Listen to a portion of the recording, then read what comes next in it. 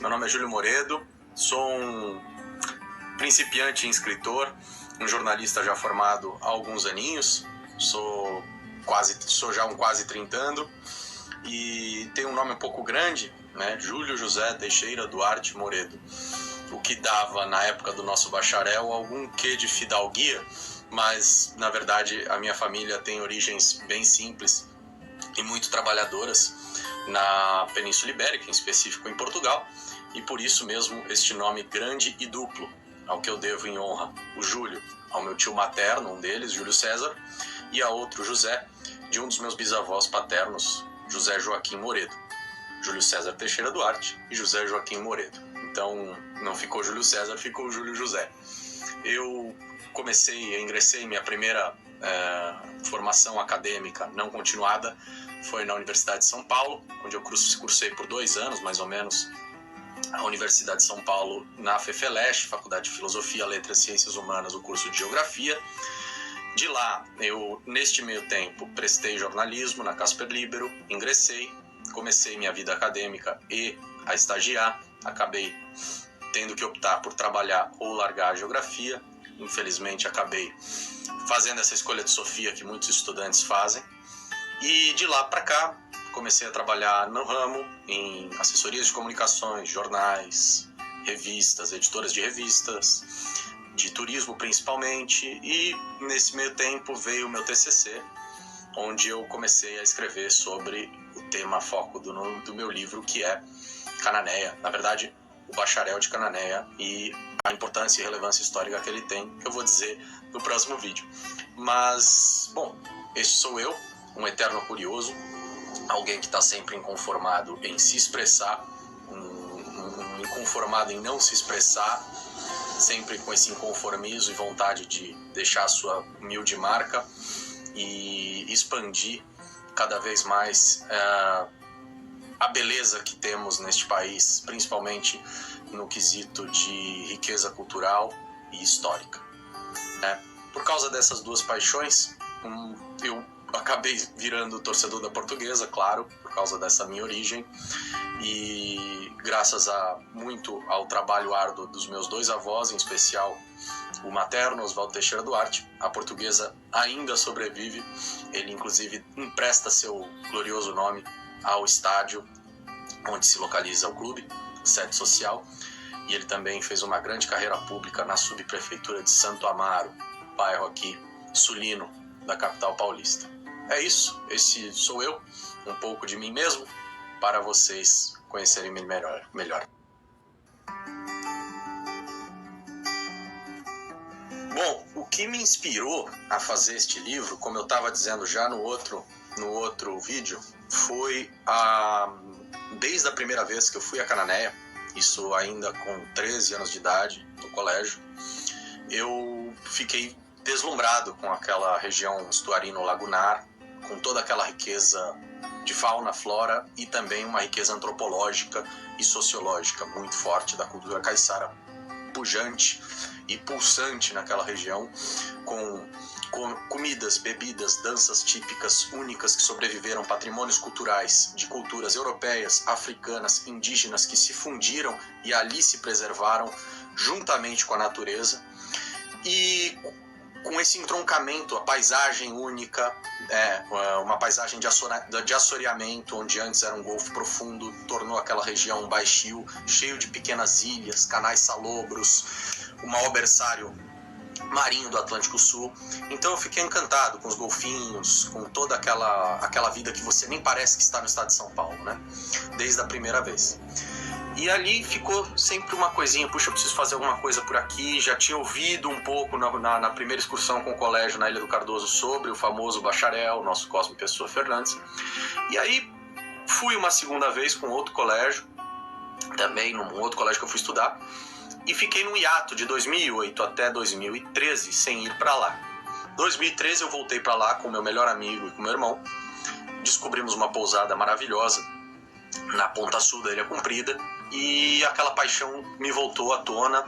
O lugar continuava intacto, cada vez mais preservado, e essa contradição, esse paradoxo da natureza rica em redor de um bolsão de pobreza social que infelizmente assola a única região que minimamente há pobreza no estado de São Paulo, pobreza profunda, me fez ter essa vontade, foi o fator final que me fez ter a vontade de fazer um TCC, um livro-reportagem sobre todos esses aspectos que eu já contei e traduzi-los para o público como um grande relato, uma grande reportagem do que eu vi e do que eu senti ali. Então eu começo dando toda essa pincelada geral, geográfica, antropológica, sociológica, histórica, biológica, ecológica do local e depois vou direto para entrevistas com os sete moradores que eu escolhi, icônicos, que possam traduzir o que é estar, ser e morar, respirar a cidade e a região estuarino-lagunar de Iguape, Cananéia, Paranaguá, principalmente focado em Cananéia, onde a América do Sul começou.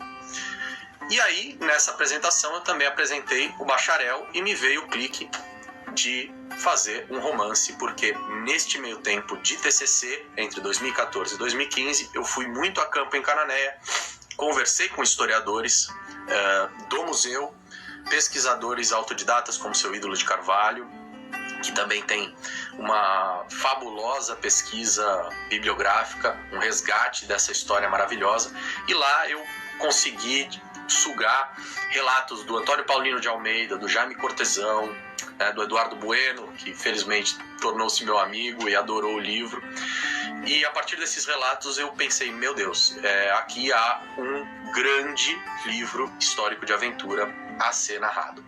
Eu preciso disseminar essa história e ela tem que ser conhecida pelo grande público brasileiro, porque ela é um épico tupiniquim muito que faria inveja a qualquer roteiro de Hollywood do Piratas do Caribe, entendeu?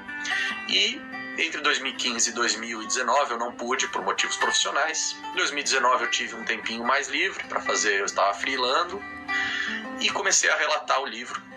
Então, desde 2004 para cá, toda essa vivência e a pesquisa do TCC preparou-me para conseguir fazer o livro de uma maneira muito natural. Então, em menos de um ano, eu estava publicando pela editora Terceiro Nome. Essa é basicamente a história do Apátrida, o livro que conta a saga de um degredado, o primeiro no Novo Mundo, Cosme Pessoa Fernandes, o bacharel de Cananéia.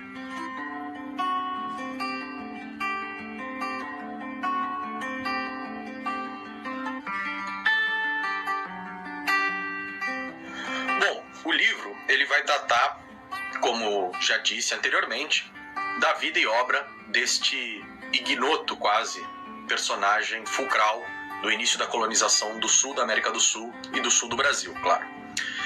Cosme Pessoa Fernandes, eu vou contando como se fosse ele narrando. Eu pego a partir das 4 certezas bibliográficas que nós temos deste homem, quase um desconhecido.